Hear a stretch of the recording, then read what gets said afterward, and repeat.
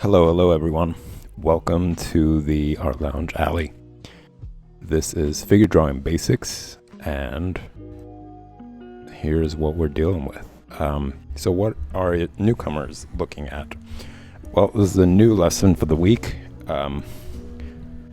It is about how you can use a model, which is this right here, this photo referenced, and how you can use that model as a basis for other characters, other face features that you're going to be using when you're trying to work from imagination, when you're trying to create characters, or whatever it is.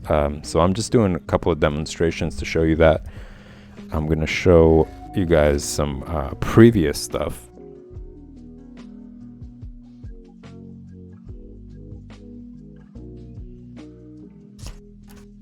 This is just another example that I was doing this week. This is being the model off a photograph, and these are the three different types of faces created from this model. As you can see, there are certain features that were exaggerated. This guy's on the heavier side as opposed to him. The hair was removed. Certain wrinkles on the forehead have been exaggerated, as well as the eyebrows. So just mixing, matching, and tweaking certain things. It really helps to have the model, what you're going to be working off of, on the page, or something where you could like turn to and you could take a look and see like I want to do this or that and the other, and it's just in quick range. It's not too far away from you. I find it to be really helpful to have it on the page. For me, I'm going to be, let's say if I'm going to be designing a character or so on and so forth, I'm first going to have the first sketch, I'm going to create them, and then afterwards I'm going to try to do it from imagination or from memory. After designing that, should have a pretty good understanding of it as you're working through it. But here are more examples. Again, it's the face is elongated. It's taken from here. You could see the tilt of the head is very similar throughout all these different characters. But features are slightly exaggerated. Certain things I've kept, like let's say the angle of the eyes, how eyes are drawn, I kept it here. Changed around the eyebrows a bit, gave them more of a receding hairline as opposed to in the original. Elongated certain features like the nose, the ears, the mouth, the width of the mouth, took away the mustache. So it's fun to kind of play around with that. It's like, I don't know, I guess more of like Mr. Potato Head, right? Like you just take certain features out, put certain features on, just mix and match things to come up with something of your own, or to come up with your own concepts. And I think it's really helpful to do that. And the more you play around with that, the more confidence you gain, and the less and less you need it to actually look like the reference itself.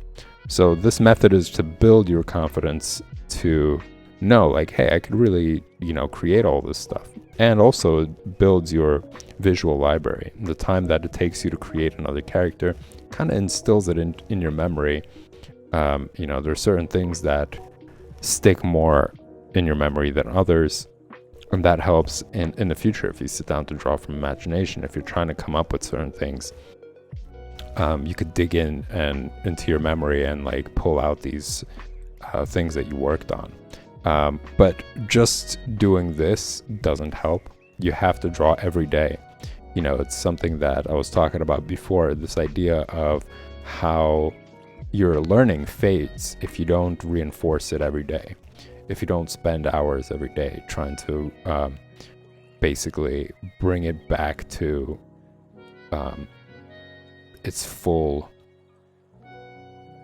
potency. I'm going to say, lack of a better word for now, for an example. So like what your lessons were, bringing them back to their full potency of the previous day. You go to sleep, you wake up, they're kind of faded. There are certain things that you don't really remember as well. But just like anything else that you learn, even if it's academic, the more you sit down to do it every day, the more time you spend, writing and reading it and reciting it, or pushing yourself to recite those things, the easier it becomes for you to recollect them. So it's the same idea with this. It's the same idea with drawing. You're just doing it more so with your with figures and with all these lines and drawings, as opposed to writing letters, and remembering ideas. So it's still a thinking process. You still have to dig into your memory and be like, what was it that I drew? How did I draw it?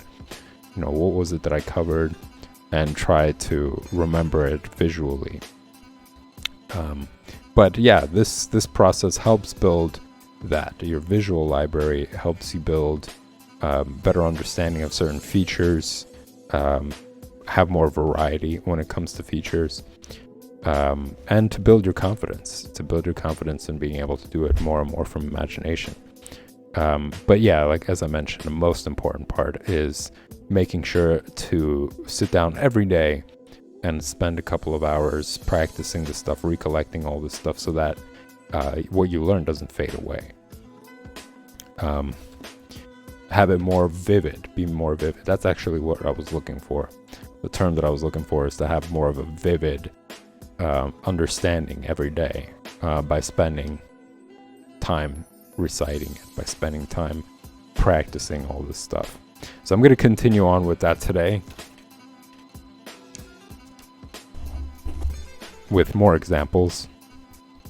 Here you guys can see I did a little bit of changing things around as well. Like as you can see underneath her chin, not as many folds. I gave her a longer neck here, took away the glasses, changed the hair. So over here it's kind of like a pompadour in the front, whereas here I gave her a bun in the back. So you could shift things around to do that. So I'm going to be doing another example. I mean, I do want to spend a little bit more time on this. I feel like certain features would be cool to exaggerate.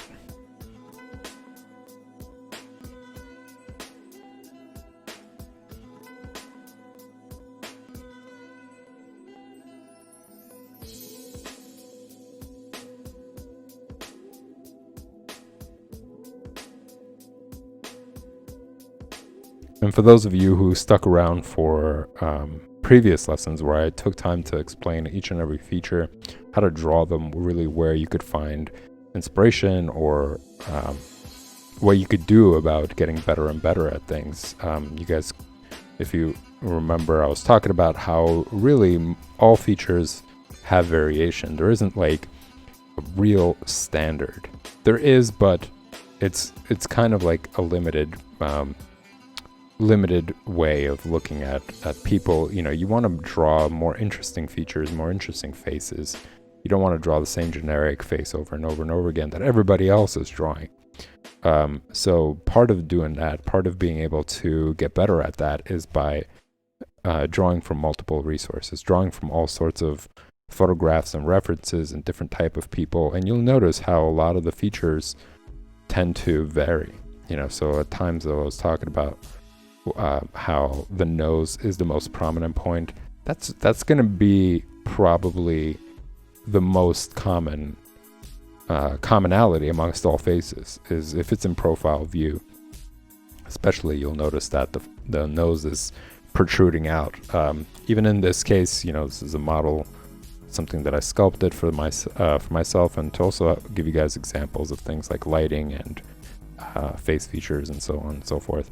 But even in this example, as the nose isn't so prominent, right? It's not incredibly characteristic, and the lips are also kind of coming out. So, but as you could see here, the nose is the most prominent part of the face. It's not touching like on the straight line being the finger.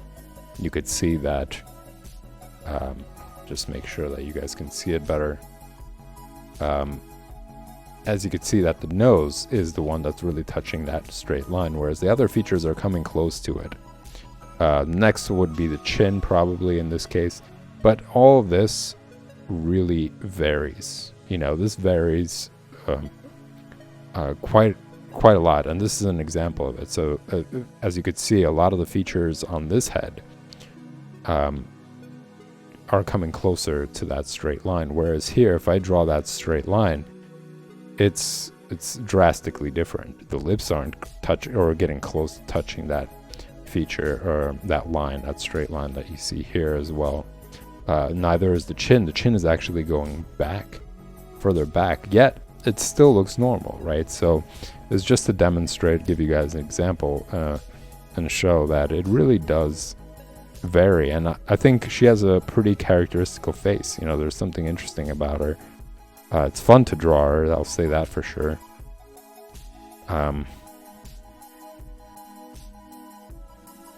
But you guys can expand your library by drawing all these different type of faces, by looking at references and photos, drawing from real life. You know, all that stuff really helps.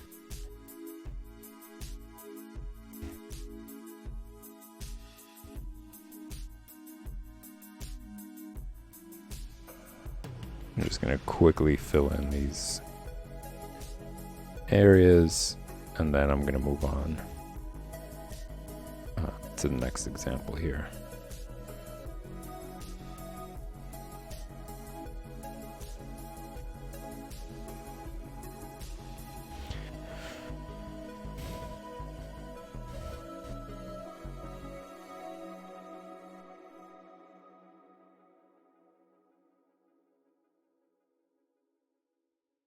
Okay, now I'm going to do another one here.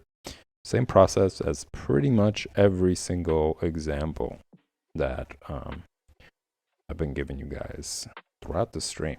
Whenever it is that I start drawing anything, really. It starts out with a light sketch. As you can see, I'm not holding the pencil all the way too close to the tip. Now, you'll see some artists do that, and it's fine, you know, as long as it helps you get better results. For me, I've noticed that holding the pencil at a distance really does improve that for me, because I'm able to see the entire drawing, and I could make adjustments, and I can create more lines according to the entire view of the drawing. You know, the more detail there is on there, the better. You know, compositionally, I have a better view, whereas when I do this, just notice looking at that how much it obstructs. You know, I could move a little bit. You know, I could move it to the side and pay attention to what I'm doing, but still, even in that instance, it's not the same scope of vision as when I have it at a distance. And overall, if you look at the hand motion, like how much I'm able to cover, you know, how much my pencil is able to travel around the paper, it's a lot better than this. You know, it's more restricted, and it's more pinned down to certain details. There could be points where that becomes important, where you do want to kind of zoom in and focus on little details. But the more comfortable you become in this position, the less and less it becomes necessary, and you're actually able to put in really minute details without having to do that. Another thing to keep in mind is the light source. Something that I mention very frequently, and it's something that took me a bit to recognize. You know, maybe it's just me, but I didn't really notice how much of an influence lighting plays in terms of being motivated, in terms of getting good results, in terms of paying attention to my line work. And I'm going to demonstrate that by moving the light source on the same side as my arm. Now, as you can see, look at that. Look how much shadow is forming there, and how much that kind of like blocks the view in a way. Whereas if I move the light source over here, I really get more view of the drawing itself. So here, you know, all those things kind of add up together to create a better working flow when it comes to drawing. So I'm keeping a distance from the tip of the pencil. I'm not pressing too hard on the pencil itself. You know, this is something that a lot of beginners actually do as well, is they press hard on the pencil as a way to control their lines better, to have better leverage over the pencil. And something that I used as an example before is like the idea of holding a broomstick, right? Like if you're holding a broomstick with one hand all the way at the tip of it like this, it's really heavy towards the front, right? So like a lot more difficult for you to be able to navigate it, whereas if you bring your hand closer to the end of the broom, you're able to actually move things around. But, you know, obviously with the pencil being lighter, it's not exactly as extreme. But the idea of how much control you have over the tool that you're using is pretty much the same. So a lot of times people, when they're holding the pencil at that distance, feel the same way as you would if you were to hold a broomstick at the tip. You know, just like it feels like you have less control over what happens at the end of it. But, you know, with this, it being lighter, the more you get used to it, the easier and easier it becomes. And you could really just travel around the drawing a lot more so than when it comes to this, you know. So for me, I found that to be a really useful technique when it comes to drawing. So yeah, just getting back to this here, this is going to be another drawing in profile, starting out the same way as these two.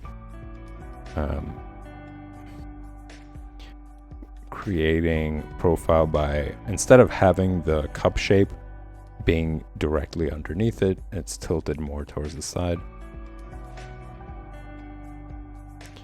And at this stage, as always, I'm just creating placeholders. I'm just marking down areas for face features. So this line right here is going to be useful for the eyes and also for the ear as well. I'm going to make a mark for the mouth.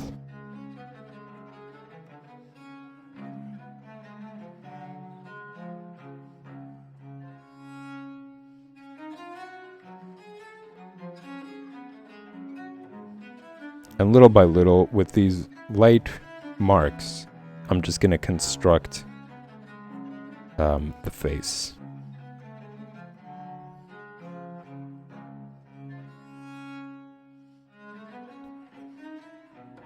And it's very much similar to this, you know, as you notice in the beginning stages, it doesn't look too different from that. And again, it's because I'm just creating placeholders. I'm just making sure that things are proportionate, that the features on the face are in the right areas. You know, the eye isn't too high, too low, too much towards the center or too much towards the front.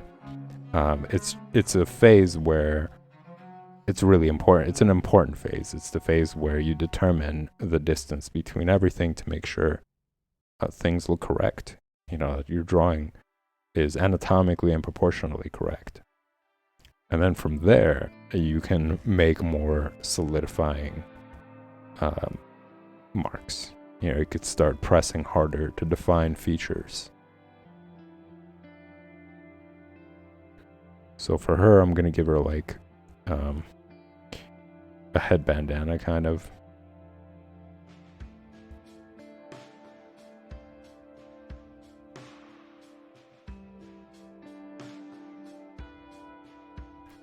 She's a bit of a on the thicker side, say on a heavier side, so she has like a thicker neck.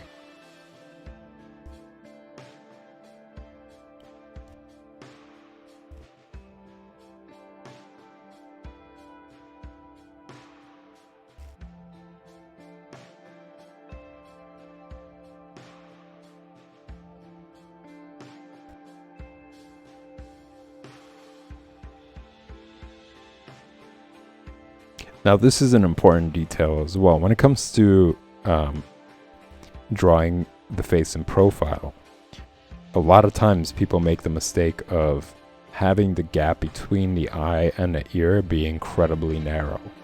I'm going to say something a little bit closer to here. Like I probably brought it too close in this case as well. You know, the distance between, let's say, the corner of the eye and where the ear is. That's something that you want to pay attention to. That's another thing that really makes or breaks the drawing. You know, it could make the head look really squished, and you want to avoid that. That's going to make it look disproportionate and unnatural. You know, not a lot of people have that. So another detail to pay attention to. It's that same kind of detail as the distance between, and this is something I mention very, very frequently because it is incredibly important to always look out for that in any drawing. The distance between the nostril and the eye. This gap right there, like between here and here. You know, that area right there is so important. And it really does determine whether you're going to actually make your drawing look realistic or not. You know, or is it going to look kind of warped? So just as important as it is to measure the proper distance between the eye and the ear, is just as important to measure that distance between like the bottom of the eye and the top of the nostril. And that's not just in profile view. That's also in frontal view, or any perspective. Well, I'm going to say any perspective that isn't like from the top down or from the bottom up. You know, any angle, whether it's 3/4 view to frontal or profile, that rule, paying attention to that gap, is very, very crucial. And you'll see that in a lot of drawings. Once you notice it, and you look at other people's drawings and you try to pay attention in their drawings what that looks like, you're going to start to recognize that it's a big mistake. You know, it really kind of breaks the drawing. It makes it less believable.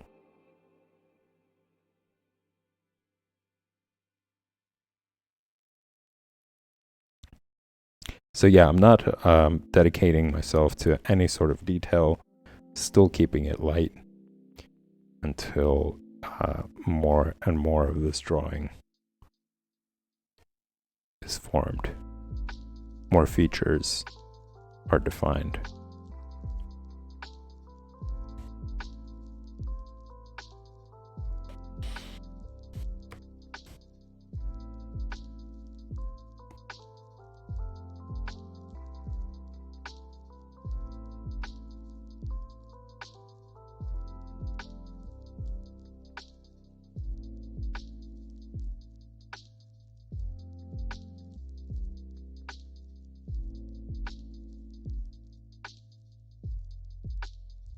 And now in this phase, I'm going to start actually giving her more definition.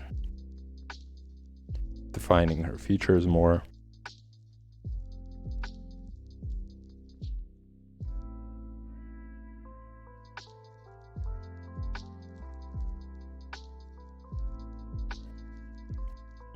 I'm going to give her a little bit more of a bump at the tip of the nose, as opposed to how you see it over here. It's a little bit more straight, but here, this is where things start to shift a little bit.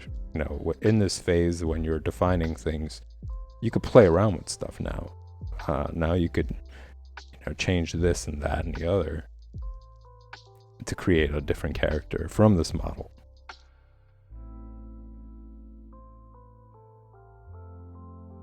So still no glasses.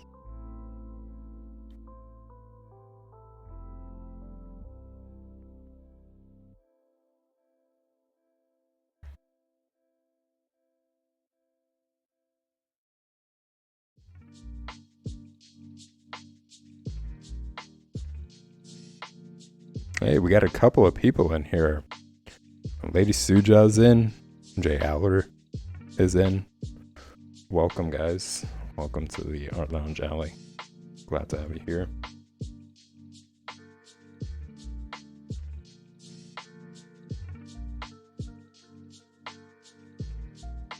So I'm giving her a bit more of puffiness. As I mentioned, she's like a bit of a heavier set woman than the original model. So features are a little bit more puffed out. So underneath the eye, for example, I'm giving her a little bit more baggage.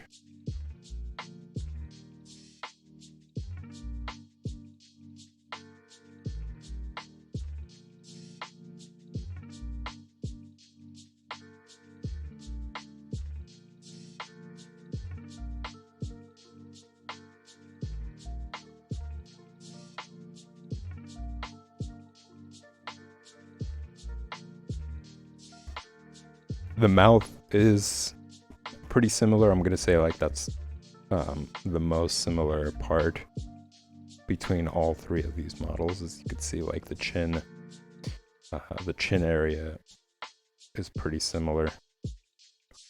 Like the chin isn't protruding further out than any of these examples.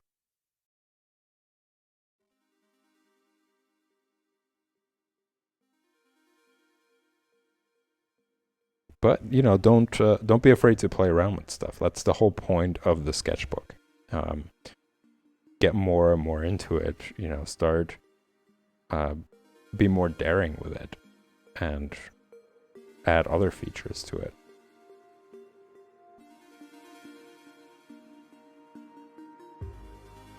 And you get more confident with it, as I mentioned, like by practicing daily.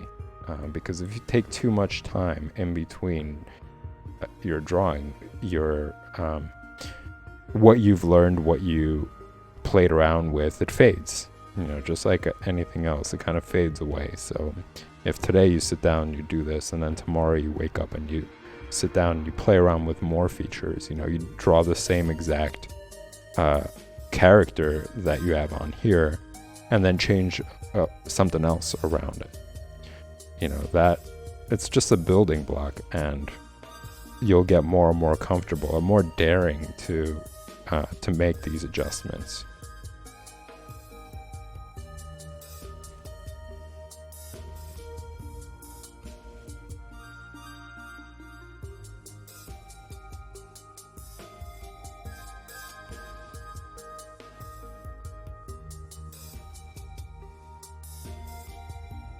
Kind of want to give it this little tip here to indicate it's not hair. You know, breaks the illusion that it might be a hairstyle of some sort. And with these lines right here, to kind of make it seem as if though, yeah, this is a head bandana. It's not actually hair.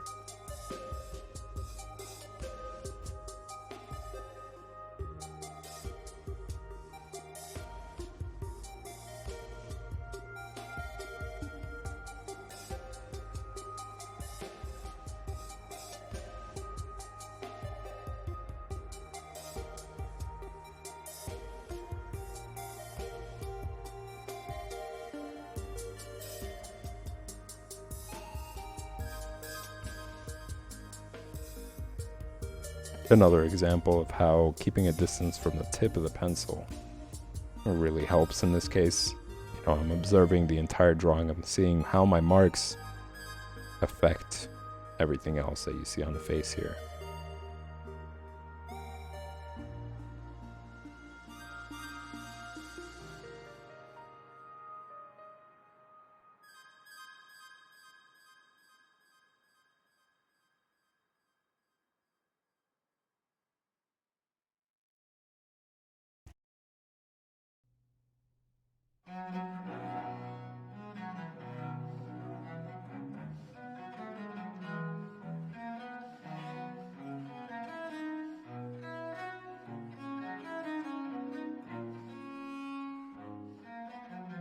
I'm not going to spend way more time. I'm going to do another example of how you could change things around. What else you could do with this original model.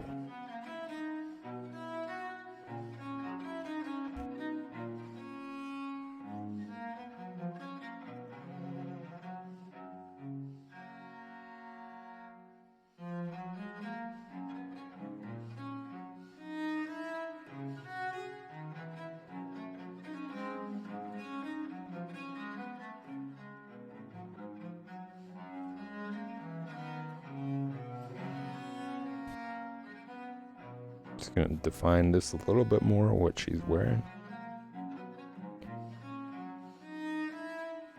And move on to the next example.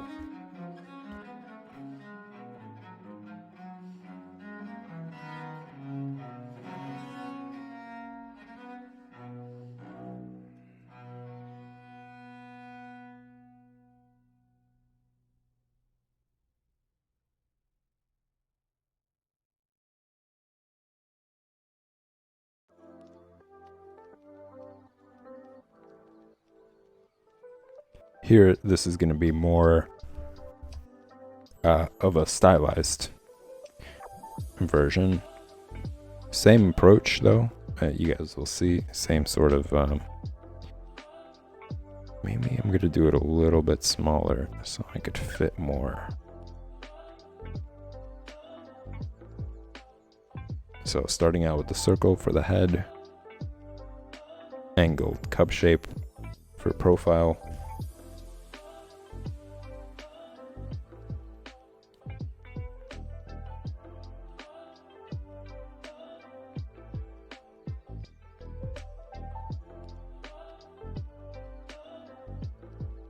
and in this example, the lips are going to be different. It's not going to be as, you know, it's not going to be sagging as much as you see in all these three other examples, but still using this profile.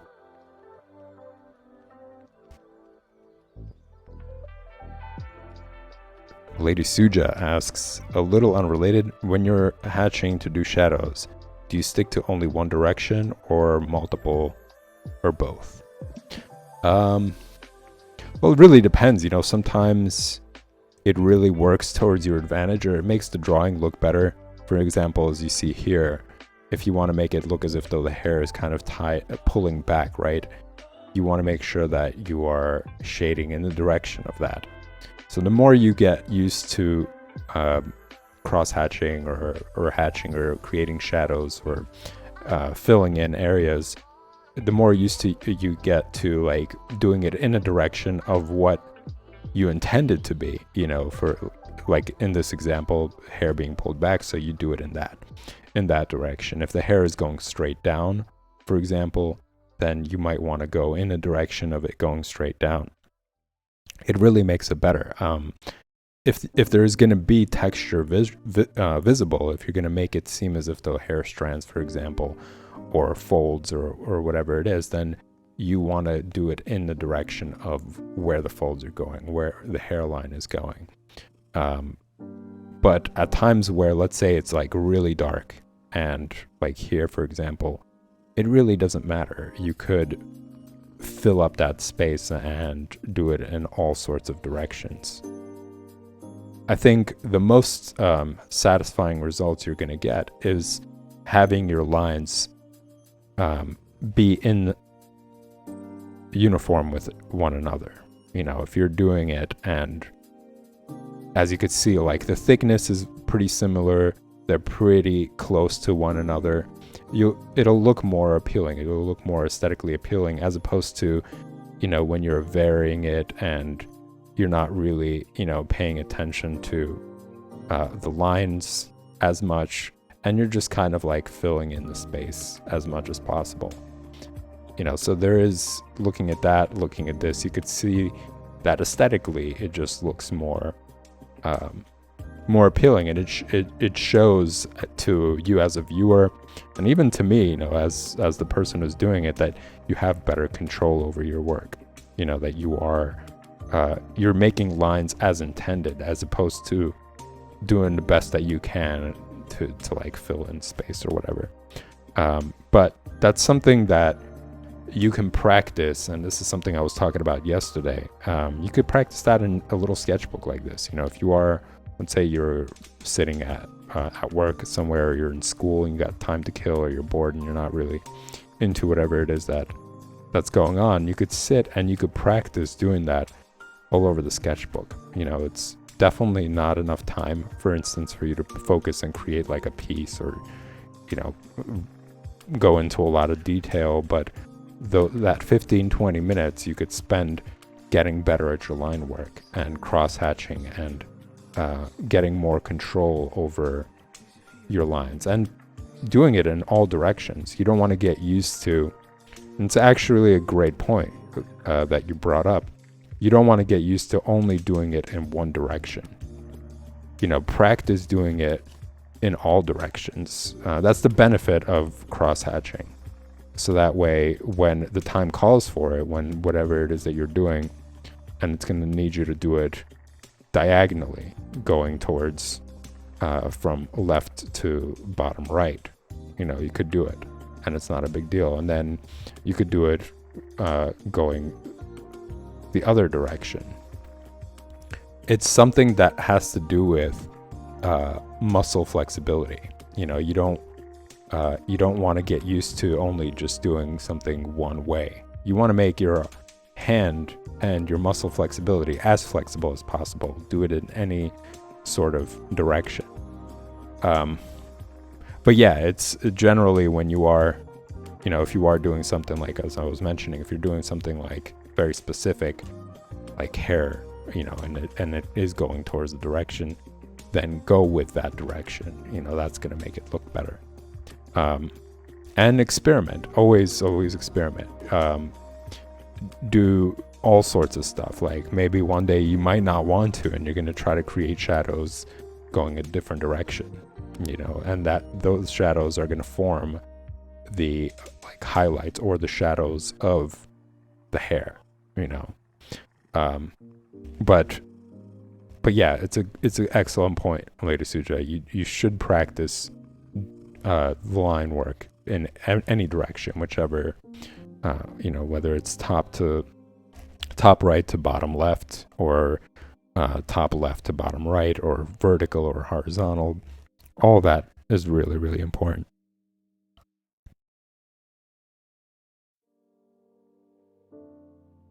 Oh, great. I'm glad it helps.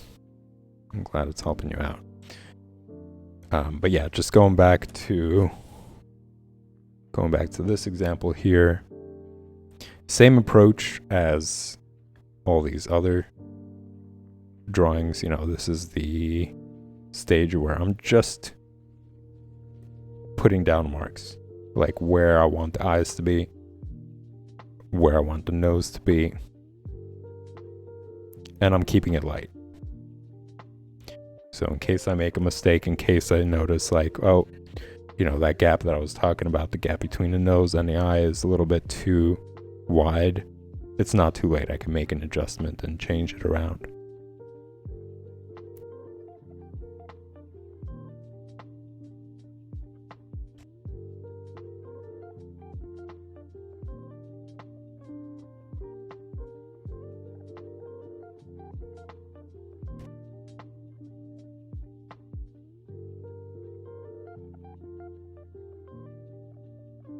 And a lot of it is still a thinking process. You know, the more you think about what you're doing, the better and easier and more ingrained it's going to become in your head. You know, it's like, for example, when it comes to reading, right? Sometimes when you're reading a lot faster than when you're speaking. You know, at the rate that you're reading sentences, paragraphs, it would be way faster than how you're talking when you're forming a sentence or whatever else. So and that only becomes better because you read a lot, right? The more and more you read, the faster and faster you get at it. So it's the same idea when it comes to drawing. The more you start asking these questions in your mind, like for example, well, how big is the eye, for example, to the nose? You know, and that's something that is important to ask, because proportionally, you know, you could sit there and draw from the reference exactly following the line exactly as it is, but in your own drawing, that eye, for example, that you were following from the model could be a lot bigger than the mouth that you drew in your drawing. So it's not always, the answer isn't always to draw it exactly as you see it in your reference. It's more about, well, comparing it to everything else within your drawing.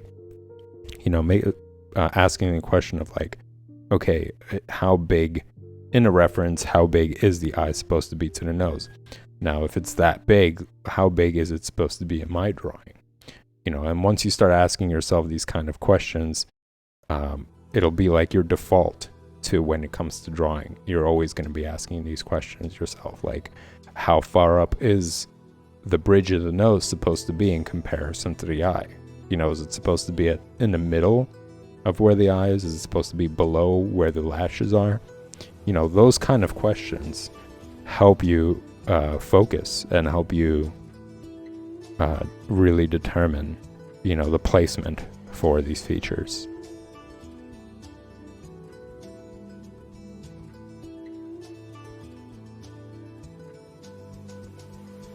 And that line of questioning just continues, and it just internally, it becomes a lot faster. It just eventually becomes second nature, kind of, the same way as how quickly you start to read. You don't pause as much. And that just comes with practice. There is no real shortcut to that. It just comes down to how often you're drawing and how often you're challenging yourself with those questions.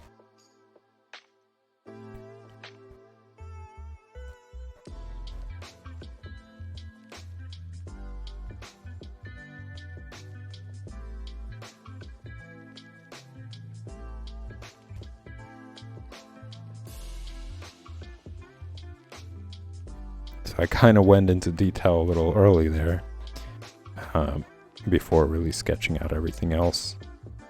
So I'm going to switch my gears back into sketching things out.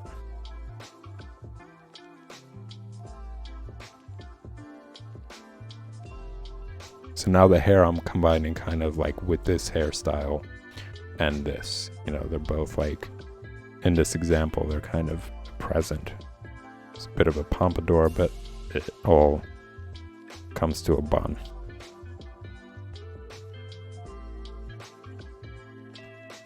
So all three examples are very much different from the original, but still I'm borrowing elements from them. There are certain things I'm compiling, constructing things, and putting them together.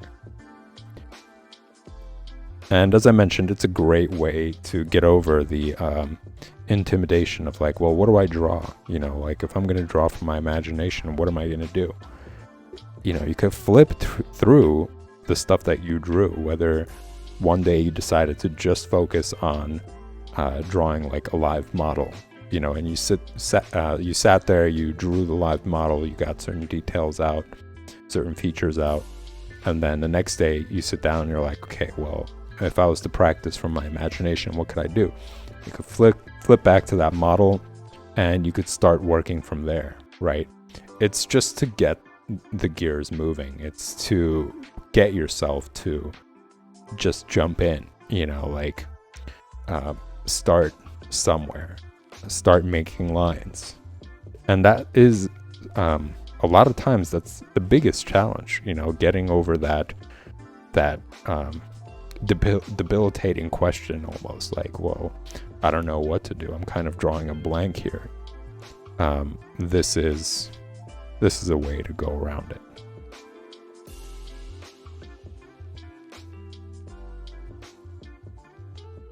And for those of you guys who are, learning, or who are, in the process, post some of the things that pop up in your memory. What are some things that kind of block you from drawing more? Or what are some things that are intimidating? Share with everybody else, and we can get a conversation going, kind of discuss and debate it, and I can give you guys some perspective and ways that you can overcome that. That's really what I'm looking forward to, is to get you guys more involved in that way.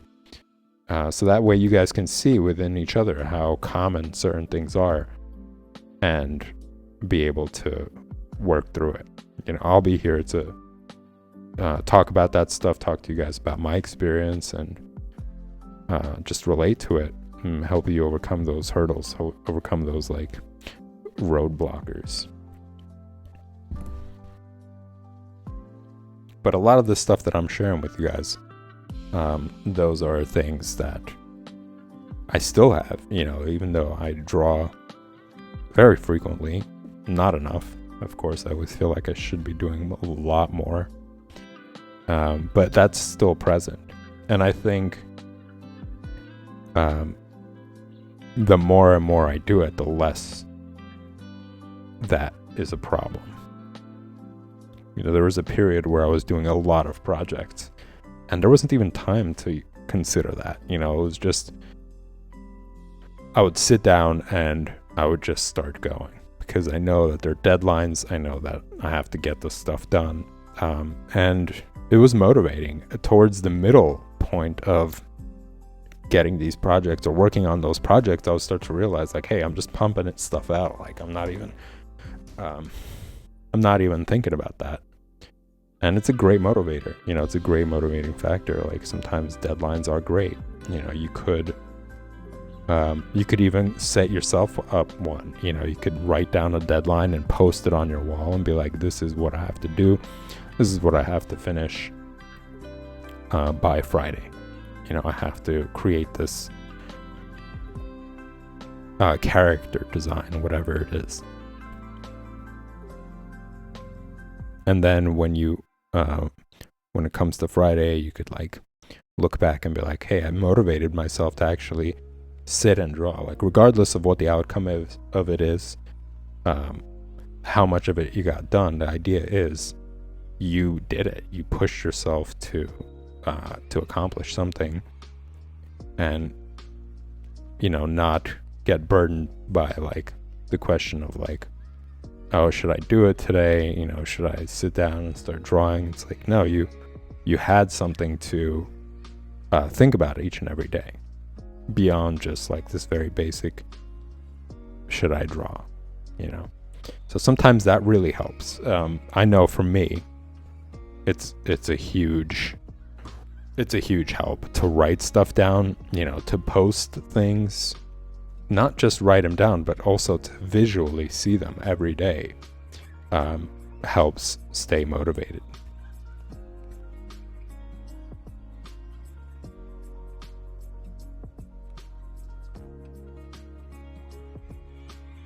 So as you guys, just going back to this drawing here, you guys can see it's different. This is different from this. I changed some things around with the nose. It's not it doesn't swoop out as much as it does here. The eyes are different. The eye is looking down slightly. The eyebrows, the arch of the eyebrows is kind of similar. But the hair is different. The hairline is different here as opposed to up here. So just little elements here and there. And you already have something different that you're working with. It's not an identical copy. And this kind of helps also with even people who are working in, who are more like professional. Sometimes the worst thing you could do is plagiarize. You don't want to copy somebody's work or the time that they took to create something and then claim it to be yours. Like that's not really a great approach. When you're working for clients, when you're doing that kind of stuff, that's not good. If you're doing it for practice, go for it. If you're doing it for things for like just getting better, like I was talking about, muscle flexibility, getting your hand to draw lines in all sorts of directions, creating all sorts of figures, getting a better understanding of the figure. Sometimes it's just best to do that, focus more on those aspects rather than a complete delivery, a new character, new pose, new everything. That's more intimidating. But if you're doing things like, you're working for clients, you're creating content, you don't want to copy something directly as it is. But this is a way to go around it. You could start out with what you like about their work, and then like, I really like how this photo looks, but then you could just change certain things around and eventually build something that's more personal. That's something that you created. And this is what this lesson is about, and this is what all these examples are for. It's just to show you guys, that method, that approach.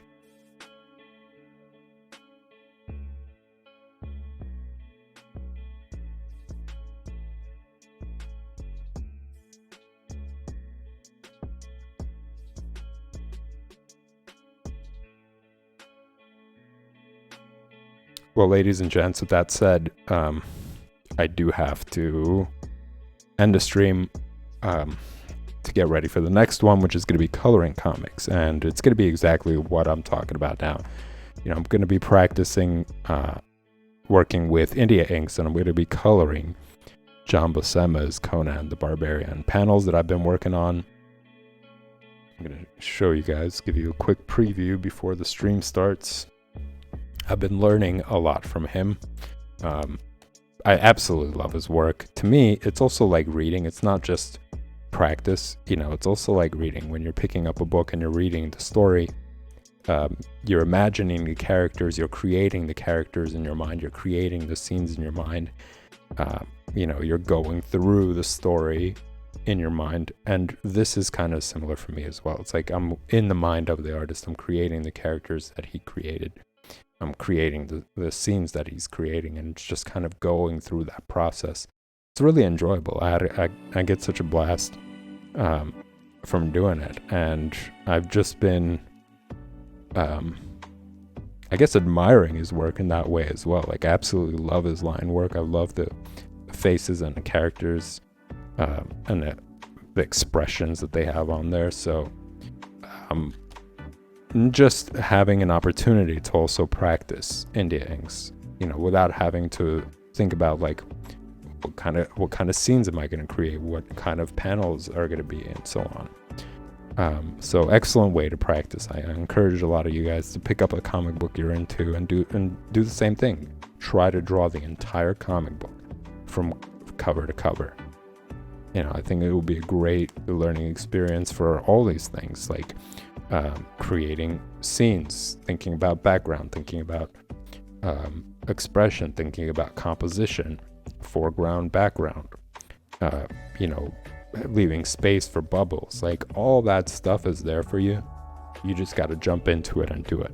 It's going to be less and less intimidating when you will sit down to actually do your own comic book, or for somebody else, whatever it is. It's a great opportunity to practice all that stuff. So that's coming up next. If you guys enjoy all this content, you find a lot of this stuff helpful, make sure you remember to hit the like and subscribe button. They both really help the stream branch out, reach to more audience, reach to more people who are into art, who are into drawing and illustration, and yeah, all that. And of course, it's greatly appreciated by yours truly. And I'll see you guys in the next stream.